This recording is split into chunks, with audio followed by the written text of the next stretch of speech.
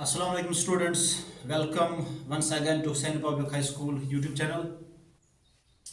Today we will start another chapter of your text for 6th standard, that is air around us. Students, have you ever seen air? क्या आपने कभी air को देखा है? Of course not, नहीं देखा होगा, आपने इसको फील किया होगा. जनरली हम एयर को नहीं देख पाते हैं, हम इसको फील करते हैं. हम क्यों नहीं देख पाते हैं? क्योंकि ये ट्रांसपेरेंट है. Because air is transparent.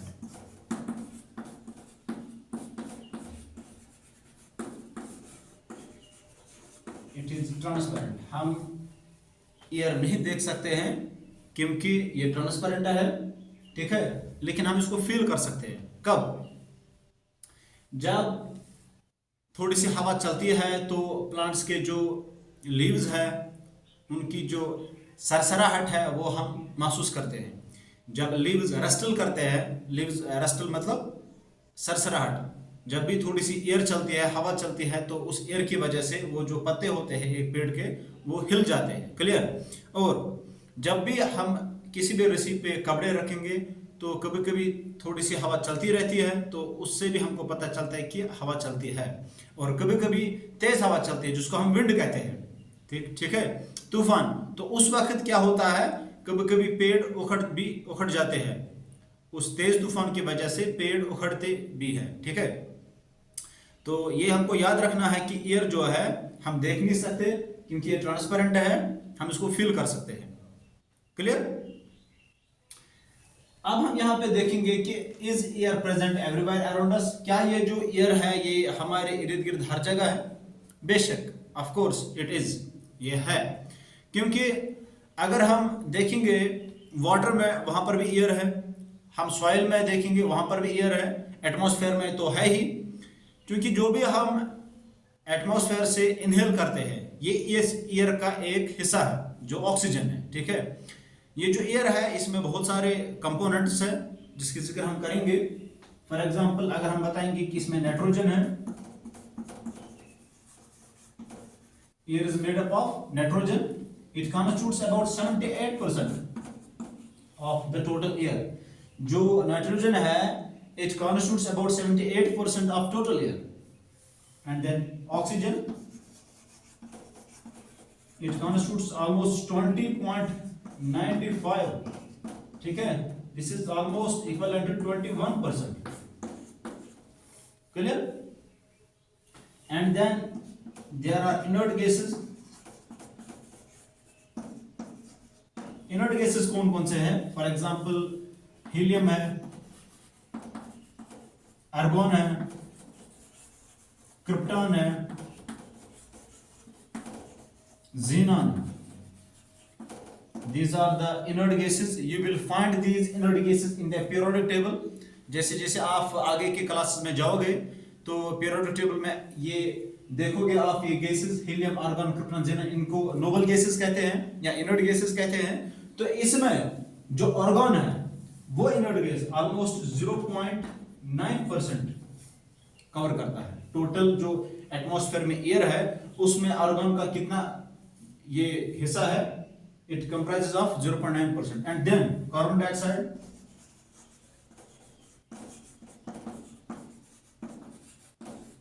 .93 है ये. ठीक है, एग्जैक्टली. तो ये 0.4% है.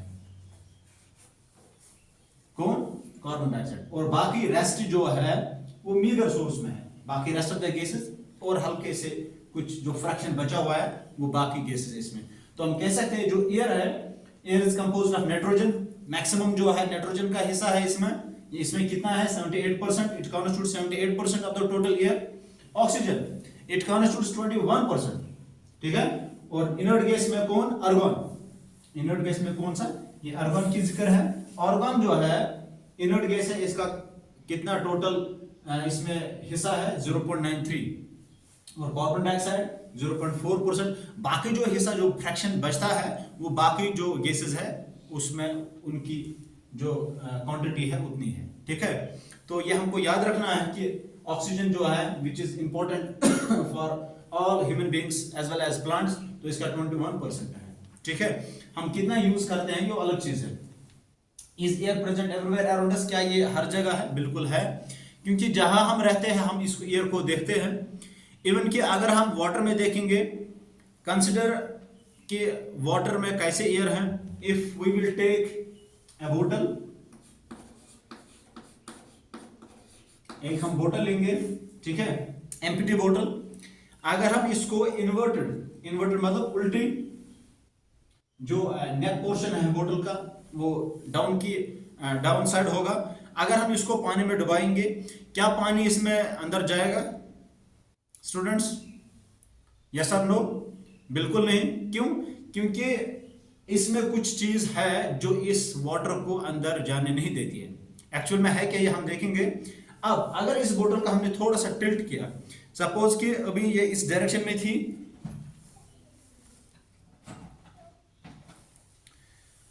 हमने इसको ऐसे रखा था डाउनवर्ड्स, तो जो भी नीचे एक बकेट है पानी का, कंसिडर करो एक बकेट है, वाटर बकेट है, ठीक है, इसमें हमने बोतल को डुबाया, डाउन सरफेस, डाउन साइड है इसकी डायरेक्शन, ठीक है, तो इसमें पानी नहीं गया। अब हमने थोड़ा सा इसको टिल्ट किया, ये ऐसे नीचे थी, अब हमने इसको थोड़ा सा टिल्ट ऐसे किया, अब थोड़ा सा पानी इसमें अंदर जाने लगा। अब ये पानी कैसे जाने लगा, और साथ साथ में हम ये भी देखेंगे वहां से बबल्स निकलेंगे, ठीक है। वो बबल्स क्या है, वो इंडिकेट करते हैं कि वहां से एयर निकलती है। एक्चुअल में इससे पहले जो पानी में जब हमने डुबाया था इसको, ये पानी अंदर क्यों नहीं गया? क्योंकि एयर जो है वो इस पूरे बोतल में अंदर गया था, तो इस एयर ने वहां पे स्पेस एक्वायर की थी। क्या की थी? Acquire space. इस एयर ने एक्वायर की थी स्पेस, मतलब इसने जगह ऑक्यूपाई की थी, किसकी? बोतल की। अब जैसे हमने टिल्ट किया तो थोड़ा सा हवा वहां से बाहर निकला, जो किस सूरत में? बबल्स की सूरत में हमको दिखे, ठीक है। तो इस सूरत में यहां से हमको पता चलता है कि water is present in water, air is present in water, ठीक है। और जो भी वाटर एनिमल्स है या एक्वेटिक प्लांट्स है वो भी इस एयर को इस्तेमाल करते हैं। फिशेस जो है, मछलियां जो है, वो भी इस एयर को यूज करते हैं। कैसे? Through gills, they take the air in the form of dissolved oxygen, that is dissolved oxygen.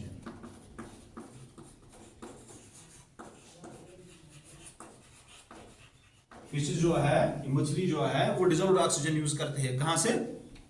Water से, ठीक है। अब जमीन में कहां से ये पाया जाता है?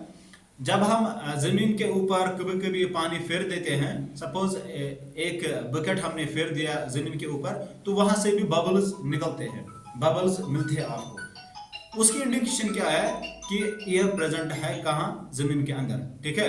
या कुछ ऐसे भी इंसेक्ट्स है जिन्होंने वो होल्स की होती है जमीन के अंदर, ठीक है, बारो जिसको हम बोलते हैं। कुछ ऐसे भी कीड़े हैं, इंसेक्ट्स हैं, जिन्होंने वो होल्स की होती है और जमीन के अंदर जाते हैं, तो वहां तक वो कैसे फिर जिंदा रहते हैं उस जमीन के अंदर? उन होल्स की वजह से, उन बोरोस की वजह से एयर वहां तक पहुंचता है, तो उसकी सूरत में वो जिंदा रहते हैं। तो इससे पता चलता हमको कि वहां पर भी एयर है। और दूसरी चीज, अगर कभी कभी बारिश होती है तो ये पानी जो है पूरा रेन वाटर वो अंदर जाता है उस गुफा में। जो भी कोई कीड़ा होगा, इंसेक्ट होगा या एनिमल भी होगा, गुफा के अंदर जब है, तो जब अंदर गया पानी तो वो बाहर आने की कोशिश करता है, क्योंकि उसको रिक्वायरमेंट जो है सप्लाई ऑक्सीजन की वो नहीं मिलती है, तो वो बाहर आ जाता है वहां से। यही वजह है कि अर्थवर्म्स जो है कभी कभी बारिश के बाद वो वहां से बाहर आती है, ताकि वो जो रिक्वायरमेंट है उनको ऑक्सीजन लेने की वो उनको मिले। क्लियर? अब इसके बाद हम देखेंगे कि ये जो एयर है ये किसका बना हुआ है। ये हमने देखा कि कौन कौन सी कंपोजिशन का है, ये नाइट्रोजन है, ऑक्सीजन है। तो इसमें और भी चीजें हैं, वाटर वेपर्स हैं, कार्बन डस्ट है, बाकी एरोजॉल्स है, इनका भी इसमें रोल है, ठीक है। लेकिन सबसे इंपॉर्टेंट हम यहाँ पर बात करेंगे कि ये जो एयर है हमारे नेचर में, ये ऐसा क्या बैलेंस करता है जिससे हमारे प्लांट्स और एनिमल्स आपस में सर्वाइव करते हैं। इंपॉर्टेंट पैरामीटर है ये, इसको हम देखेंगे।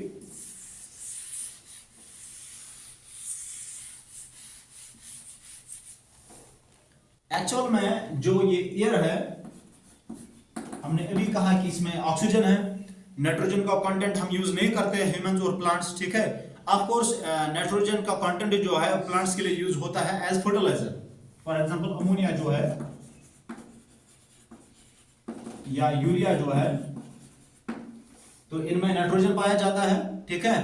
तो ये नाइट्रोजन किसके लिए हेल्पफुल है? प्लांट्स के लिए है। कुछ ऐसे भी प्लांट्स हैं जिनके रूट्स जो है प्रोड्यूस करते हैं नाइट्रोजन, पल्सेस जो है वो नाइट्रोजन प्रोड्यूस करते हैं। राइजोबियम जो है एक एग्जांपल है, तो वहां से नाइट्रोजन मिलता है। ये पूरे जो नाइट्रोजन का कंटेंट है प्लांट के हेल्पफुल है। लेकिन हमारे ह्यूमंस के लिए ऑक्सीजन इंपॉर्टेंट है। ऐसा क्या नेचर में है कि एयर में जो कार्बन डाइऑक्साइड मिलता है और ऑक्सीजन मिलता है, तो ये आपस में कैसे बैलेंस कर देता है, ठीक है। ये एक इंपॉर्टेंट क्वेश्चन है। आप कुछ समय तक वीडियो को पॉज करो, पहले सोचो। अगर आपके पास आंसर है तो आप दे सकते हो, अगर नहीं तो फिर आप अंडरस्टैंड करो जो मैं कहने जा रहा हूं, ठीक है। डियर स्टूडेंट्स, आपको पता है कि जो बैलेंस ऑक्सीजन और कार्बन डाइऑक्साइड का है एटमॉस्फेयर में, उसको कौन मेंटेन करता है? एक दो प्रोसेसेस रेस्पॉन्सिबल है, एक रेस्पिरेशन और photosynthesis.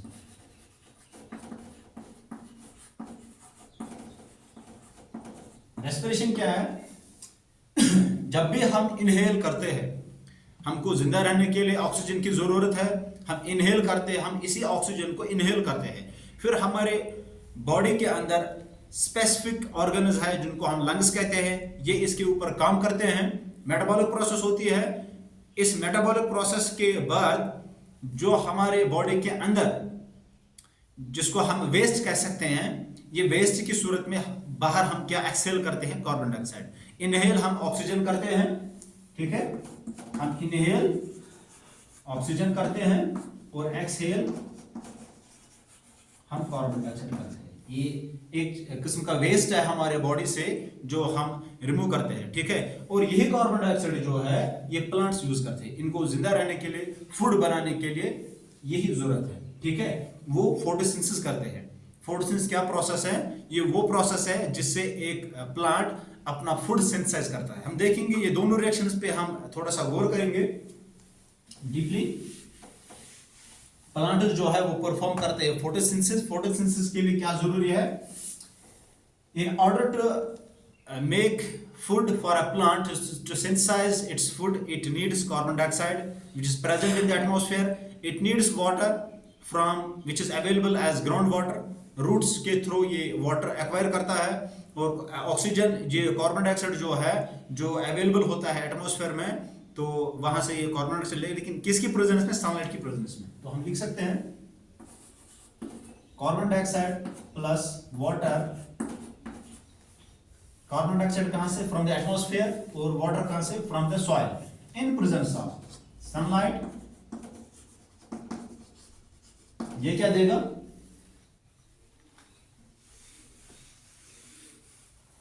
It will give C6H12O6 plus, और क्या देगा यहां पे? ये O2।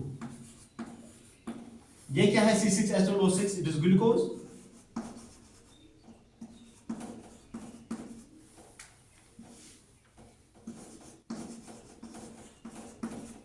ऑक्सीजन। ये जो ग्लूकोज है एक्चुअल में ये फूड है, यही फूड बनाता है प्लांट, ठीक है। यही फूड प्लांट बनाता है अपने आप को जिंदा रहने के लिए, ठीक है। अपने आप को ग्रीन रखने के लिए प्लांट अपने आप को सस्टेन करने के लिए ये फूड बनाता है। किसके सहारे? कार्बन डाइऑक्साइड को लेता है जो एटमॉस्फेयर में है, ऑक्सीजन जो जमीन के अंदर है, ठीक है। इन प्रेजेंस ऑफ सनलाइट इसको ब्रेक कर देता है और फूड बना देता है, और एक बाय प्रोडक्ट यहाँ पे रिलीज करता है। ऑक्सीजन जो है यहाँ पे ये एज बाय प्रोडक्ट है।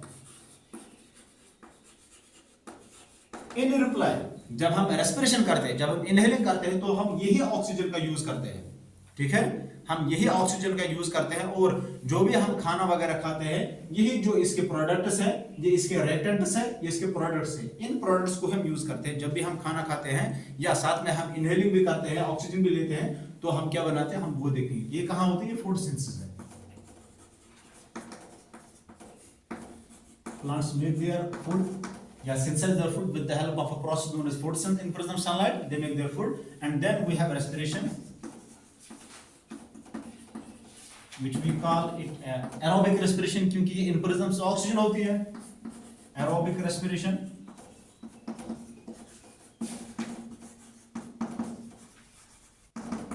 aerobic respiration का मतलब क्या है? which takes place in presence of oxygen, in presence of oxygen, ठीक है। तो हम लिखेंगे यहाँ पे यही जो प्रोडक्ट्स वहां से मिले C6H12O6 प्लस O2 जो वहां से मिला एज बाय प्रोडक्ट, इसको हम यूटिलाइज करेंगे। तो ये क्या देगा यहाँ पे? कार्बन डाइऑक्साइड, ठीक है, CO2 देगा, और शाबाश, यही CO2 फिर कौन करता है इस्तेमाल? प्लांट्स, और वाटर देगा प्लस कुछ एनर्जी देगा, ठीक है। जब हम रेस्पिरेशन करते हैं तो हम फूड खाते हैं, तो हम फूड का इस्तेमाल करते हैं, यही ब्रेक डाउन हो जाता है, और oxygen which is requirement for our survival, for our living, so that this oxygen reaches to each and every cell। हमारी बॉडी में सेल्स है, वो तभी फंक्शन करेंगे जब हमारे सेल के हर एक सेल के अंदर ब्लड जो है हीमोग्लोबिन वो कैरी करेगा ऑक्सीजन। या आप हायर क्लासेस में अच्छी तरह अंडरस्टैंड करोगे। यहाँ तक आपको इतना अंडरस्टैंड करना है कि ये जो फूड है, ग्लूकोज है और ऑक्सीजन, इसकी मदद से हम रेस्पिरेशन करते हैं। चूंकि हमने कहा कि इन प्रेजेंस ऑक्सीजन, तो यहाँ पे हम ऑक्सीजन लिखते हैं, ठीक है। तो ये बाय प्रोडक्ट था, उधर यहाँ पे हम यूटिलाइज करते हैं ये। तो ये यहाँ पे हम क्या छोड़ते हैं? बाय प्रोडक्ट्स के कार्बन डाइऑक्साइड। क्योंकि पहले ही मैंने कहा कि जब हम एक्सेल करते हैं तो हम एक बाय प्रोडक्ट या वेस्ट प्रोडक्ट हम रिमूव करते हैं इन the form of carbon dioxide और वाटर। वाटर क्या है? एक्चुअल में हम कार्बन डाइऑक्साइड के साथ साथ में हम वाटर वेपर्स भी एक्सक्रीट ये करते हैं, रिमूव करते हैं, ठीक है, और एनर्जी भी करते हैं, ठीक है, रिमूव। तो यहां से हमको ये पता चलता है कि कार्बन डाइऑक्साइड और water in the presence of sunlight food बनाता है प्लांट, और oxygen as a by product release करता है। यही ऑक्सीजन हम यूटिलाइज करते हैं ह्यूमंस या एनिमल्स लिविंग सर्वाइवल के लिए, ठीक है, और हम एक बाय प्रोडक्ट प्रोड्यूस करते हैं, कौन सा? कार्बन डाइऑक्साइड, जो फिर यही प्लांट्स या फॉरेस्ट्स के जितने भी प्लांट्स हैं वो यूज करते हैं। तो इस से पता चलता है हमको कि इंपॉर्टेंस कितनी है ऑक्सीजन और कार्बन डाइऑक्साइड में। ये दोनों चीजें हवा में रहती है, तो इन दोनों चीजों से, ऑक्सीजन और कार्बन डाइऑक्साइड से जो बैलेंस है इकोसिस्टम का वो मेंटेन रहता है, ठीक है। Clear students? तो और भी बहुत सारे यूजेस है इस एयर के, हम देखेंगे कहां कहां ये यूज होता है।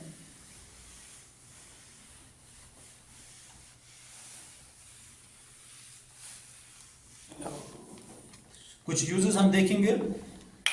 नंबर फर्स्ट जो है dispersal of seed.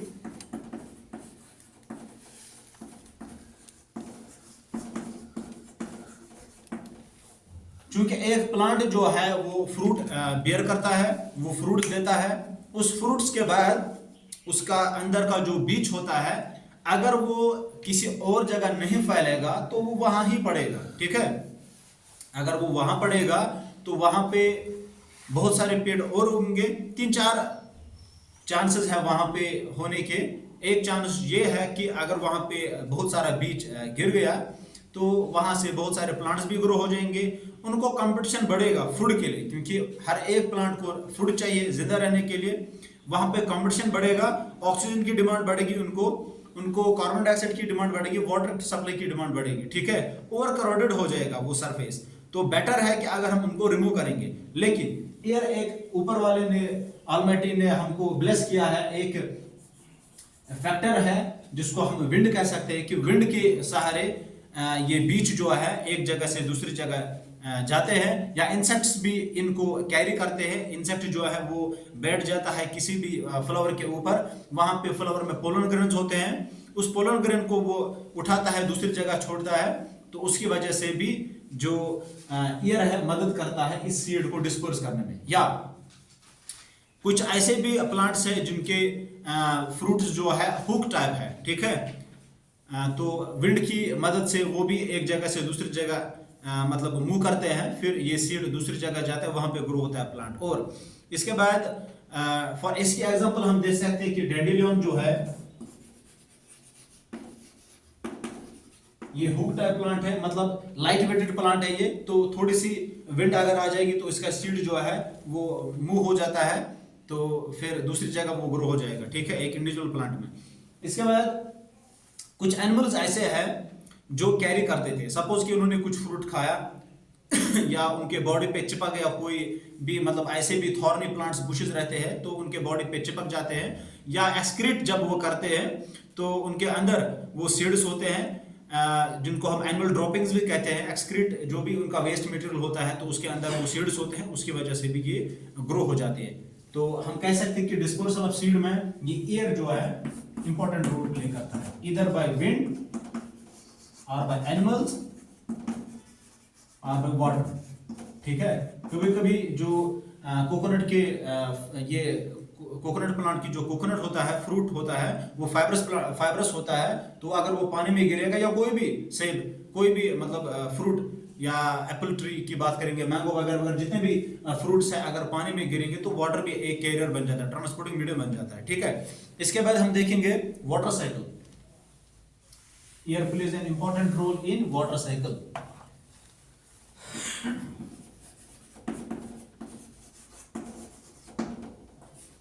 Water cycle में कैसा रोल प्ले करता है एयर, क्योंकि आपने देखा होगा जो भी वाटर बॉडीज है, चाहे ओशंस है, रिवर्स है, लैक्स है, ठीक है, या छोटी छोटी नदियां हैं, तो वहां से वाटर इवापोरेट हो जाता है in the form of vapours, और ऊपर हायर इन द एटमॉस्फेयर, जो मतलब few kilometres above the earth एक सरफेस है जिसको हम एटमॉस्फेयर कहते हैं, तो यहाँ पे ये कंडेंस हो जाता है, कंडेंस होने के बाद ये क्लाउड्स बनाता है और फिर वो प्रेसिपिटेट फिर से आ जाते हैं, तो इसके मदद से तो वाटर साइकिल आ जाता है। ठीक है, फिर से मैं एक बार बताऊंगा कि वाटर बॉडीज जितनी भी है वहां से ये जो वाटर उठ के जाता है in the form of vapour, जिसको हम इवापोरेशन कहते हैं, फिर यही वाटर वेपर जो है कंडेंस होते हैं, क्योंकि ऊपर का जो टेम्परेचर बहुत ठंडा रहता है वो कंडेंस हो जाते हैं, फिर वो प्रेसिपिटेट हो जाते हैं बारिश की सूरत में या हेल या स्नो की सूरत में, तो फिर से वो जमीन पे आ जाते हैं। तो इस तरह ये वाटर साइकिल कंटिन्यू रहता है। इसके बाद हम देखेंगे कि एयर इंपॉर्टेंट है किसके लिए, जितने भी इंसेक्ट्स हैं वो एयर में ही मूव करते हैं, एयरप्लेन्स हैं, जो भी पैराशूट्स मूव करते हैं, ठीक है, पैराग्लाइडर्स जो है एयर की मदद से ही वो मूवमेंट में आते हैं। अगर एयर नहीं है तो फिर वो मूवमेंट नहीं कर सकते, मतलब एक मीडियम बनता है उनके लिए, ये ट्रांसपोर्टिंग मीडियम बन जाता है। एरोप्लेन जो है वो क्रॉस करता है ये एयर के लेयर्स, अगर ये नहीं होगा तो वो मूवमेंट में नहीं आ सकता है। ठीक है, अब इलेक्ट्रिसिटी जो है वो प्रोड्यूस करते हैं हम किससे, विंडमिल से। विंडमिल जो है ये प्रोड्यूस इलेक्ट्रिसिटी करती है। ठीक है, विंडमिल कैसे चलती है, जब भी मूविंग एयर चलती है, जब भी मूविंग एयर चलती है, मूविंग एयर को हम विंड कह सकते हैं। ठीक है, जैसे विंड चलेगी, थोड़ी तेज हवा चलेगी तो इससे विंडमिल मोशन में आ जाती है। विंडमिल जब मोशन में आ जाएगी तो उसके साथ में पूरा मैकेनिकल सिस्टम जुड़ा हुआ होता है, तो टर्बाइन्स मूव हो जाते हैं, तो उसकी वजह से तो इलेक्ट्रिसिटी प्रोड्यूस हो जाती है। जितना भी मतलब मिल्स है, फ्लोर मिल है, कॉटन टेक्सटाइल, क्योंकि पहले पहले इलेक्ट्रिसिटी उतनी ज्यादा नहीं थी तो उस वक्त हम इनके ही सहारे चलते थे। तो विंडमिल एक इंपॉर्टेंट पैरामीटर है जिससे हम मतलब बाकी जो खाने की चीजें हैं या कोई और चीज है जिसका यूज हम कर सकते थे, तो एयर हम कह सकते हैं, या मूविंग एयर या विंड, तो इसकी मदद से ये विंडमिल चलती थी, तो उसके बाद इलेक्ट्रिसिटी प्रोड्यूस हो जाती थी और ये टर्बाइन्स मूव हो जाते थे और हम जो भी अनाज था तो उसको पिसाते थे। ठीक है, इसके बाद और एक इंपॉर्टेंट पैरामीटर है कि ऑक्सीजन एटमॉस्फेयर में कैसे रिप्लेस होगा। ठीक है, हमने अभी कहा आपको कि ऑक्सीजन और कार्बन डाइऑक्साइड आपस में एक बैलेंस करते हैं, जो भी हम यहाँ से एक्सहेल करते हैं, हम एक्सहेल कार्बन डाइऑक्साइड करते हैं, और प्लांट जो है वो इस कार्बन डाइऑक्साइड को यूज करते हैं फूड बनाने के लिए, और साथ में ही वो वहाँ से as a by product remove करते हैं क्या, ऑक्सीजन जो हम ह्यूमंस या एनिमल्स इस्तेमाल करते हैं। तो इस सूरत में ऑक्सीजन और कार्बन डाइऑक्साइड का बैलेंस जो है वो चलता है। और सबसे इंपॉर्टेंट बात है कि डस्ट पार्टिकल्स जो एटमॉस्फेयर में है वो भी एक इंपॉर्टेंट प्ले रोल करते हैं, और कार्बन डाइऑक्साइड, क्योंकि जब भी हम कोई भी कंबशन करते हैं, आजकल के विंटर के जमाने में हमको गर्मी की जरूरत होती है तो हम आग जलाते हैं, तो air is an important parameter for combustion. इसके लिए कंबशन के लिए ये इंपॉर्टेंट पैरामीटर है, अगर एयर नहीं है तो कंबशन नहीं हो जाएगी। ठीक है, जब भी हम आग जलाएंगे सबसे इंपॉर्टेंट पैरामीटर है एयर। ठीक है, और इग्निशन टेम्परेचर और फ्यूल। अगर हम wood as a fuel use करेंगे कंबशन के लिए, तीन चीजें इंपॉर्टेंट है, एक एयर सप्लायर जिसको हम सप्लायर बोल सकते हैं, वुड और हीट या इग्निशन टेम्परेचर हम बोल सकते हैं। जब भी हम वुड को जलाएंगे हमको पहले उसको उस टेम्परेचर पे लाना है जिसपे ये जलेगा, जिसको इग्निशन टेम्परेचर बोलते हैं। लेकिन ऑक्सीजन या एयर की मौजूदगी में ही हम इसको जला सकते हैं। अगर ऑक्सीजन अवेलेबल नहीं है तो ये नहीं जलेगा, ठीक है, कौन कंबशन नहीं हो जाएगी। तो इस तरीके से हमको ये पता चलता है कि एयर की इंपॉर्टेंस कितनी है। Without air we can not survive, हम जिंदा नहीं रह सकते। इवन कि प्लांट्स भी अपना फूड प्रोड्यूस नहीं कर सकते। कोई भी चीज जो है जो हमारे लिए फायदेमंद है उनको मतलब एयर का मतलब एक खास ख्याल रखना है कि एयर को बैलेंस करके रखना है, इसको डिस्टर्ब नहीं करना है, हार्म नहीं करना है, पोल्यूट नहीं करना है। बहुत सारी चीज़ें ऐसे हैं, गाड़ियां हैं जो पोल्यूट करते हैं एटमॉस्फेयर को। तो it is important for us to keep ourselves to keep our surrounding clean, ठीक है। So this in this way this unit gets completed. बाकी जो बचा हुआ जो एक्सरसाइज है वो हम आपको पीडीएफ फॉर्म में भेजेंगे। We will meet after vacation, till then खुदा हाफिज।